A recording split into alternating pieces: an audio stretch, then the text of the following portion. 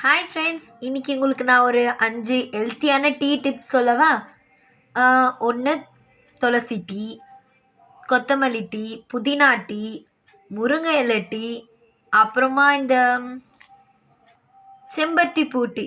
ஒன்றும் இல்லை, இது எல்லாத்தையும் கொஞ்சம் போட்டு தண்ணியில் கொதிக்க வச்சு வெல்லத்தை போட்டு குடிங்க.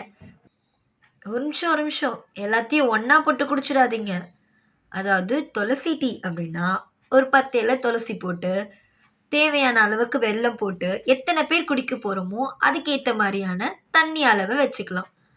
கொத்தமல்லி டீயும் அதே தான். கொஞ்சம் கொத்தமல்லி, தேவையான அளவு வெல்லம், அப்புறம் எத்தனை பேர் குடிக்கிறோமோ அதுக்கேற்ற அளவுக்கு தண்ணி. இதை கொதிக்க வச்சு குடிக்கலாம். அதுக்கப்புறமா துளசி, கொத்தமல்லி, புதினா டீயும் அதே தான். புதினா கொஞ்சம் போட்டு வெல்லம், தண்ணி கலந்து கொதிக்க வச்சு குடிக்கிறோம். அதுக்கப்புறமா செம்பருத்தி பூவும் அதே தான். அதை கொஞ்சம் போட்டு குடிக்கலாம். இப்போ செம்பருத்தி பூவில் நமக்கு ஹீமோகுளோபின் அளவு அதிகமாக கிடைக்கும்.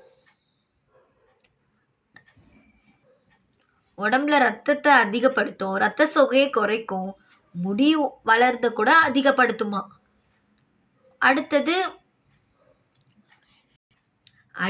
முருங்கைக்கீரை. முருங்கைக்கீரையில் தான் என்ன இருக்குன்னு உங்களுக்கே தெரியுமே. அதில் அயன் சத்து நிறைய இருக்குது.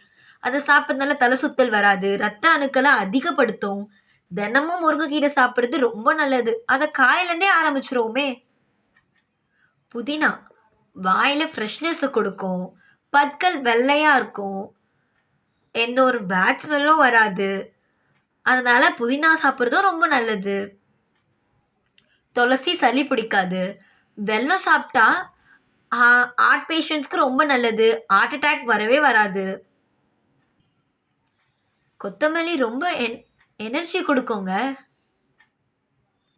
குளிர்ச்சியானது உடம்புக்கு.